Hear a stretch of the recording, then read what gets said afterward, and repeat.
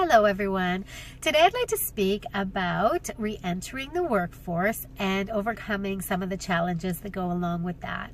And when you re-enter the workforce, it's probably because you were in a situation of either having been a stay-at-home parent for a long time, or maybe you were on extended medical leave, maybe you were caring after a loved one, or maybe you just didn't want to work for a long time, so that you took some time away, some time off. The other situation is that maybe you got laid off, or you are transitioning into a new career. And the third reason might be because you want to look into starting your own business, into being self-employed or freelancing, and you want to experiment with being an entrepreneur. So those are the three top, I would say, reasons why somebody would be re-entering the workforce. And each one of those comes with its own set of challenges. So for instance, with the first group who's been out of work because they were caring for their family, or they just needed to take some time off and they've been away for a very long time, or maybe even for a short time, but enough of a gap so that they have now insecurities and doubts about how they're going to make their re-entry into the workforce. And so maybe some of the challenges are those doubts and fears and insecurities. Maybe it's because they're not sure of where they fit in now. So do their previous experiences still matter? Are their relevant experiences still applicable? Are they up to date with all of their designations, if there are any in their profession? Are they able to show up and, be on par with the technology and the different things that are associated now within their field? And what about the terminology? What about the kind of businesses that are hiring? Where do they even start looking? All of these different questions, right? So those are maybe some of the challenges with the first group. The second group is that maybe you were laid off, or you're transitioning into a new career. So for the first part, if you were laid off, you have to remember that it probably wasn't you. So it doesn't mean that you did a bad job. It doesn't mean that you're not good at what you do. It just means that the company had to make a decision. And if it was that it was your fault, then you need to really do some self-introspection and look at what might have caused that layoff. But if it was the company, if they were doing restructuring, if they just had to make a business decision and had to downsize, or they wanted to just make a change and, the current model just wasn't working for them, then it doesn't reflect badly on you. It just means that now you have to look for a different direction or look for a new employer. Maybe you want to switch careers at this point, or you want to try something new. So you have to really look at those questions and overcome those kinds of challenges that are holding you back. If you are looking to transition into a new career, some of the challenges would be, how do I switch from one to another? What kind of options do I have? Do I need to go back to school?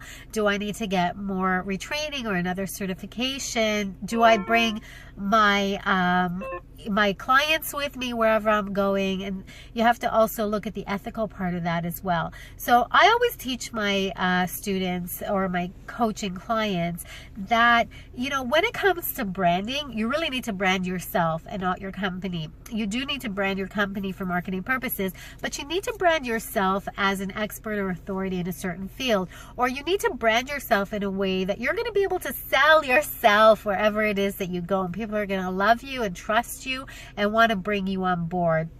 So that's overcoming some of those challenges is going to be hard, because you need to know where to start. And then the third group is basically the ones that are looking to become an entrepreneur, or wanting to start their own business or side hustle, or whatever that means to you and what that looks like.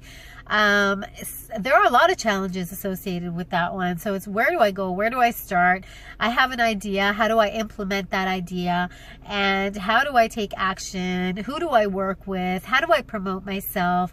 All of these questions need to be answered, and there's no right and fast way to do it. You have to really delve in and look at every single possibility and see where that will lead you. So we're going to look at some of the strategies that you might be able to overcome those challenges. So for the first group, you need to look at your passion. Are you still in the same place as you were before you left the workforce? Do you still want to do the same thing and be in the same profession that you were in before? Do you still have, you know, the right set of skills? Do you still have the information that you need to in order to jump right back in? So you have to, you know, look at those questions and answer them honestly, and then take action on fixing whatever problems there are. So you might want to do a little bit of further education, self-development. You might want to refine some of those skills. You might want to catch up on technology. You might want to reach out to your network to see what they're doing in the field now and who can help you re-enter in the best and fastest way, who can connect you, who you can learn from, to, you know, that they could be a mentor to you. Maybe you want to have and work with, for all three scenarios, work with a coach that can be guiding you along the way and helping you see the bigger picture. But by asking yourself these questions, you need to really think about what you love. In all three scenarios, you have to follow your passion. You have to do what you love, because your job takes so much of your time. There's no sense in doing something that you're not going to be absolutely thrilled with and satisfied with at the end of the day. So those are some of the questions that you can ask yourself and get over those insecurities and doubts and can I, will I, should I. You're going to have all those answers once you come up with a plan. And then the third one is, when you are looking to be an entrepreneur, you have to think about, what do I really want out of this? Do I want to work for myself? Do I want to be running the business? Do I want to hire people to run it for me? Do I want to oversee it? Do I want to be involved on a daily basis? Is this a long-term thing? Do I just want to go in and do it for a few years, make money and get out? Do I want to then sell it and start on something new because I want to be a serial entrepreneur that goes from venture to venture? All of these things need to be thought out in advance, but you have ways to come up with those strategies. So you could do your market research, you can Google information, again, you can network and ask people who are already doing it. You can bounce ideas off of other people, but the first thing you need to do is, whomever you're speaking with about your idea, make sure they sign a non-disclosure agreement, and always make sure that you have the right infrastructure to support your business.